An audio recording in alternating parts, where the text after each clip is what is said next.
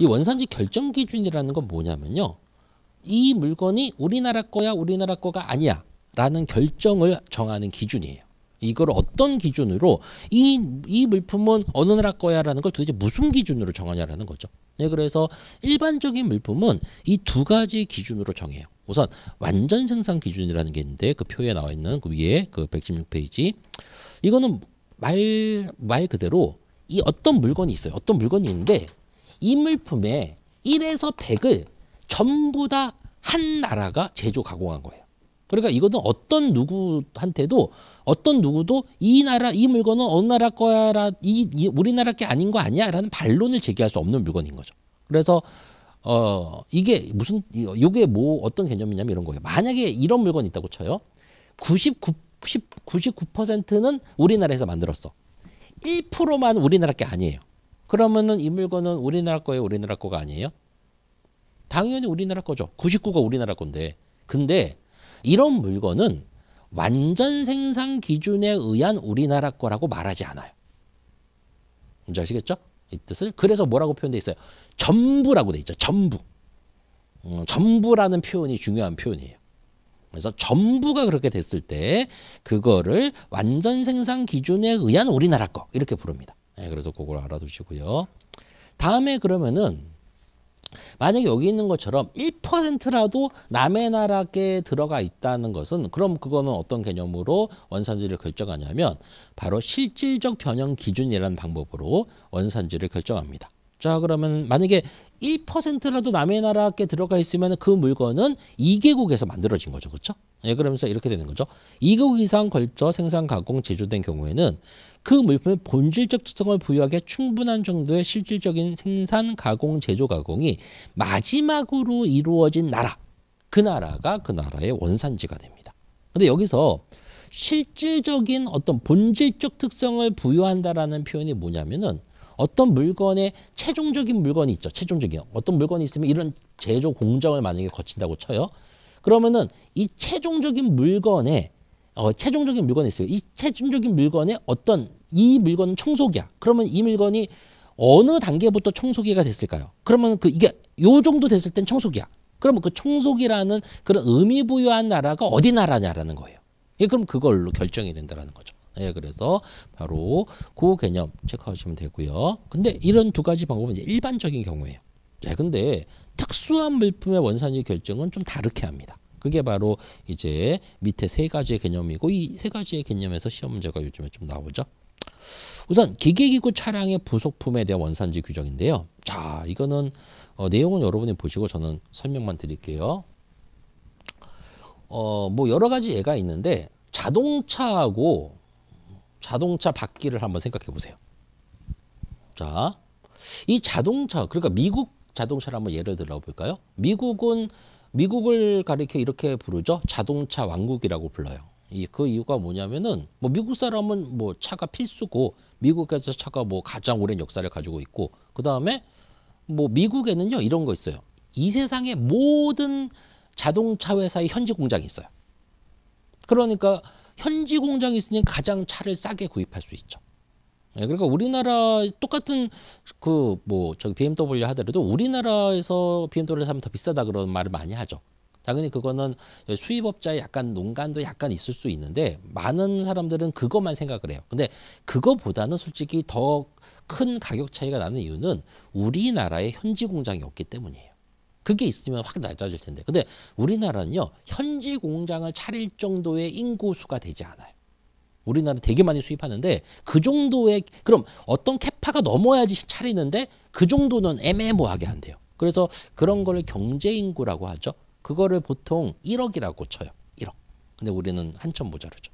예, 그래서 뭐 그런 것 때문에 뭐 통일이 돼야 된다 안 돼야 된다 이런 말을 하는 건데 뭐 솔직히 저는 뭐 좀 반대인데 어쨌든 뭐 그런 개념인 거예요. 자, 그러면은 자 미국을 예를 들었어요. 그럼 미국이 차를 그렇게 많이 만들죠. 근데 더 웃긴 거 아세요? 이렇게 엄청나게 많은 차를 만드는 미국에는 타이어 공장이 없어요.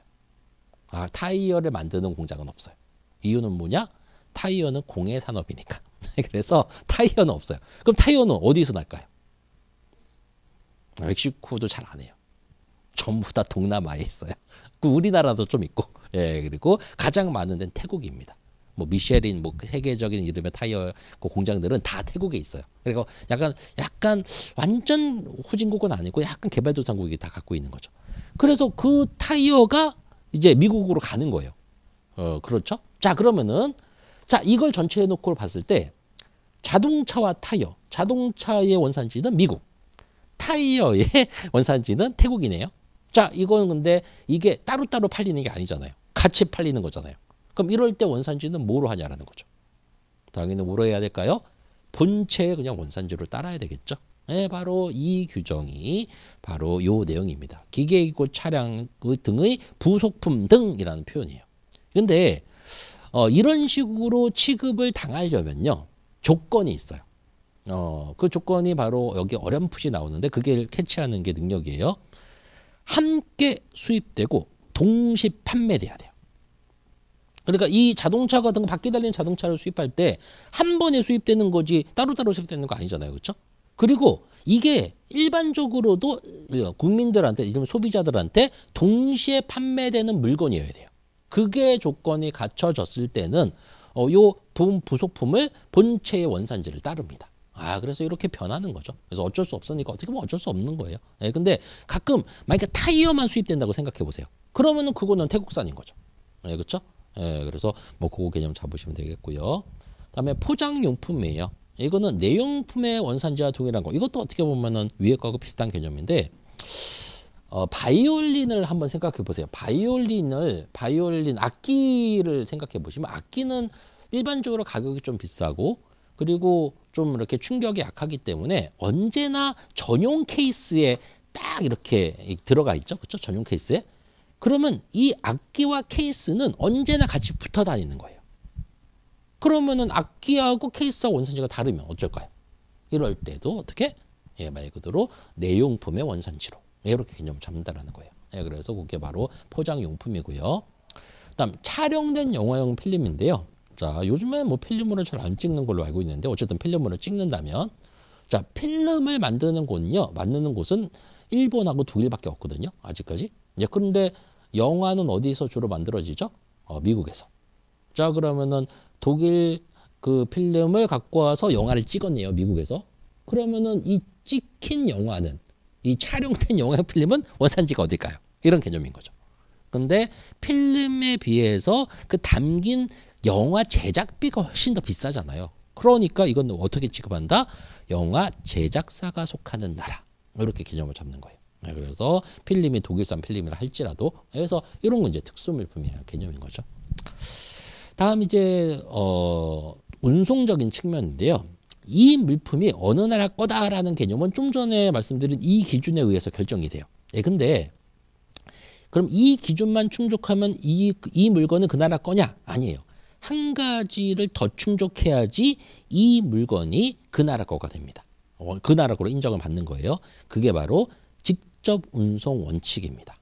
간단히 말해서 우리나라가 이렇게 있을 때 어떤 나라 물건이 있어요. 그럼 그 나라에서 그 나라 원산지로 확인된 원산지 이 기준에 의해서 그 나라 원산지로 확인된 물품이 우리나라로 다이렉트로 들어왔을 때 이 물품은 그 나라 거다라고 인정을 해줘요. 그러면은 어떤 경우가 있을 수 있을까요? 이게 어떤 제3국을 거친 거예요. 이러면은 원칙적으로 이게 아무리 그 나라 거라 할지라도 이거는 우리 그 나라 거라고 인정하지 않습니다. 이유는 뭐냐면 간단해요. 요 3국에서 무슨 짓을 했는지 어떻게 알아? 예, 바로 이런 원리예요. 예, 그래서 바로 그게 직접 운송 원칙인데요.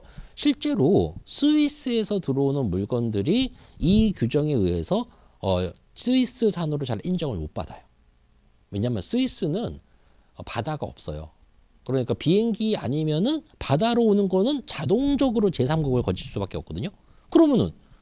그러니까 완전 스위스산인데 그럼 제3국에서 거쳤으니까 나 스위스라 인정을 제일 못해. 이런 개념인 거예요. 근데 그럼 무조건 그러면 스위스라는 나라는 배로 들어오면 무조건 인정 못 받겠네? 그건 아니라는 거죠. 바로 그건 어떤 조건이 있냐면 이 제3국에서 이 물건이 전혀 어떤 사람도 침범하지 못할 장소에 있었어요. 그게 보통 뭐냐면은 보세구역인 거죠. 그러니까 어떤 관세 당국의 통제하에 있었다라는 게 증명이 되면은 그랬을 때는 인정해 줍니다. 직접 오지 않았다 할지라도 직접 온 것으로 인정해 줍니다. 예, 그래서 근데 그거를 증명하는 그럼 서류를 받아야 되는 거예요. 예, 그래서 얘 실제로 FTA 지금 엄청나게 성행하고 있는 이 FTA는요. 엄청나게 뭐가 중요하냐면 원산지가 중요해요. 원산지가 인정받지 못하면 그거는 아무리 그 협정세율을 적용받지 못하니까. 예, 그래서 실제로 스위스도 우리나라하고 협약이 맺어져 있는데 옛날에 이 FTA 초창기에 직접 운송 원칙을 말 그대로 요거에 어떤 증빙을 못 해갖고 스위스산 물건으로 인정 못 받은 물건이 엄청 많았어요. 그러니까 스위스에서 어떤 배를 타고 오는데 제3국을 그럼 거쳤겠죠? 그러면은 아까 말씀드렸잖아. 이 제3국에서 아무 짓도 하지 않았어라는 증명서를 받아와야 되는데 그거를 다 안 받고 온 거죠. 그래서 나중에 그러면은 받으려고 했더니 여기에서 내가 왜 물건 떠난 거 내가 왜 끊어줘? 이렇게 된 거죠. 그래서 그거 엄청나게 많은 추징을 받았던 적이 있습니다. 바로 그것 때문에. 예, 그래서 이럴 때는 뭐를 끊어줘야 되냐면 이 제3국에서 원산지를 또 한번 끊어줘야 돼요. 뭐를 근거로? 얘네가 스위스에서 원산지 증명서를 발행했을 거 아니에요. 이건 스위스 산이다라고. 그러면 여기서 스위스 그 끊어진 원산지 증명서를 보면서 한 번 더 독일, 여기가 만약에 독일이라면 독일 세관에서 한 번 더 이거는 스위스 산입니다. 이걸 또 끊어줘야 돼요. 그게 뭘 증명하는 거다? 독일에선 손도되지 않았어. 이걸 증명하는 거거든요. 예, 그래서 바로 그게 직접 운송 원칙이구나. 예, 그거 체크하시면 되겠습니다.